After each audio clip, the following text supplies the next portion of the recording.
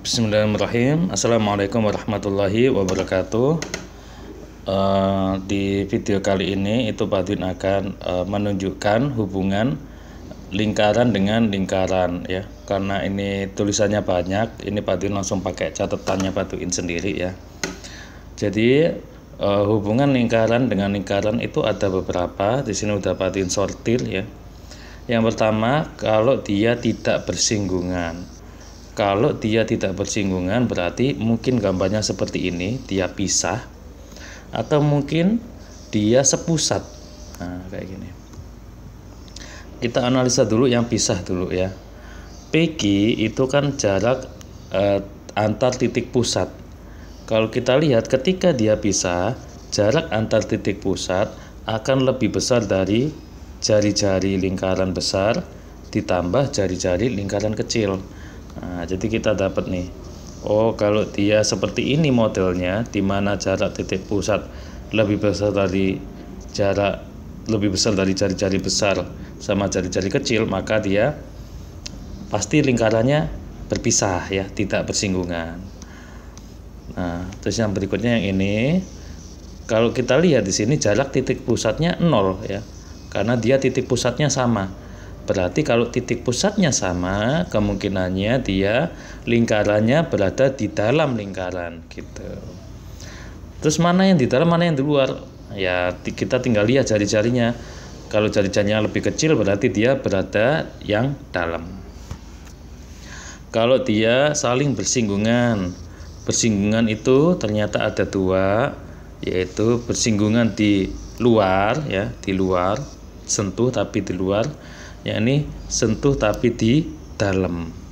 Yang sentuh kalau di luar itu jarak antar titik pusat ternyata sama dengan jarak jari-jari ditambah jari-jari. Terus kalau yang ini, kalau dia bersentuhan di dalam, jarak antar titik pusat ternyata sama dengan jarak jari-jari besar dikurangi jarak jari-jari kecil gitu ya. Atau bisa juga setengah jari-jari besar. Lalu berikutnya, kalau dia yang ini dulu, yang ini yang berpotongan ya. Kalau dia berpotongan ternyata yang pertama, jarak antar titik pusat itu pasti lebih kecil dari jari-jari tambah jari-jari ya. Karena kalau jari-jari tambah jari-jari kan bentuknya seperti ini. Karena dia berpotongan berarti harus lebih kecil, gitu kan ya. Terus jarak antar titik pusat juga pasti lebih besar dari jari-jari kurangi jari-jari. Karena kalau jari-jari kurangi jari-jari dia kan berada di dalam.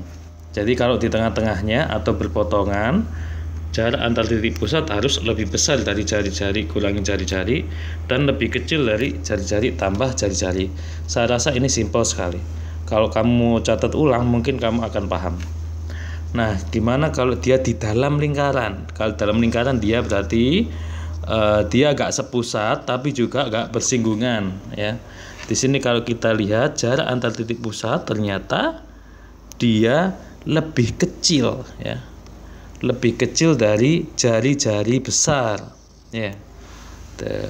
Terus jarak antar titik pusat dia lebih kecil daripada jari-jari kurangi jari-jari, karena dia kalau jari-jari kurangi jari-jari kan yang ini. Terus ini jarak antar titik pusat lebih kecil dari jari-jari kecil. Nah, ini harus tanda tanya nih, kok bisa tuh lebih kecil dari jari? Kayaknya ini harusnya sama dengan jari-jari kecil ya. Jarak titik pusat sama dengan jari. Ini sama dengan harusnya ya. Kan dia ini ke sini kan jari-jari kecil ya. Nah, terus ada juga lingkaran yang saling tegak lurus. Saling tegak lurus itu artinya seperti ini. Kalau kita hubungkan jari-jarinya ke titik potong lingkarannya, dia membentuk siku-siku. Kok bisa seperti ini?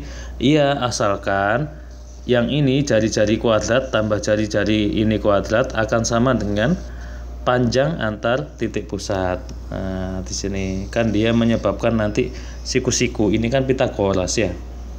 Terus kalau lingkaran berpotongan tepat pada diameter lingkaran yang lain. Berarti PQ, jarak antar titik pusatnya, itu harus jari-jari besar kuadrat kurangi jari-jari kecil kuadrat, sama seperti tadi. Dia harus membentuk seperti segitiga siku-siku, cuma siku-sikunya ada di sini sekarang. Tuh. Kalau belum paham ulangi bolak-balik ya. Nah, sekarang contoh soal. Kalau kita lihat dari tadi, jarak antar hubungan lingkaran dengan lingkaran itu hanya berhubungan dengan jarak antar titik pusat dan jari-jari lingkaran ya. Jadi cukup cari 3 itu, kita akan tahu gimana posisinya. Nah, sekarang kita akan ke contoh soal.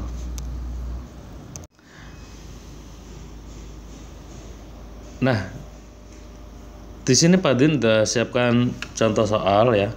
Tentukan kedudukan dari lingkaran 1 dan lingkaran 2. Pertama kita akan cari dulu yang udah kelihatan ini jari-jarinya ya. Jari-jarinya udah kelihatan. Jari-jari lingkaran besar atau lingkaran 1 itu kan ini ya, akar dari 25 ya.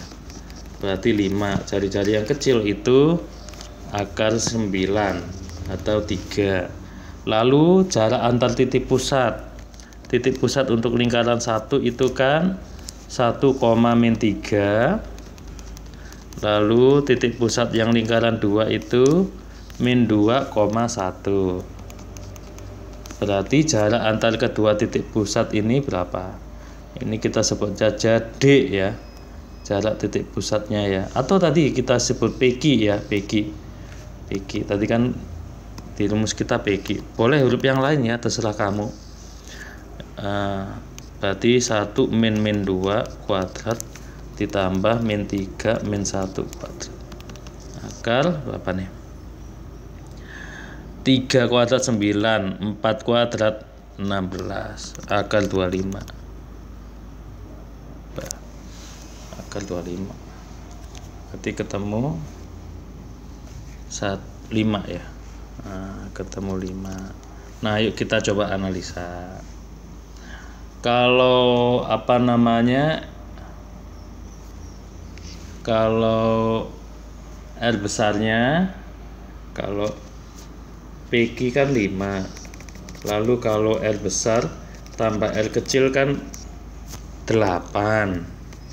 Lalu kalau R besar kurangi R kecil itu kan 2. Nah, kita lihat ternyata PQ itu dia antara R besar tambah R kecil dan lebih besar dari R besar min R kecil. Apa kalau kondisinya seperti ini? Nah, kita lihat yang tadi. Mana tadi ya? Nah, dia ternyata berpotongan ya. Nah, jadi kesimpulannya kedua lingkaran ini lingkaran berpotongan. Nah, semoga video ini bermanfaat buat kita semua. Assalamualaikum warahmatullahi wabarakatuh.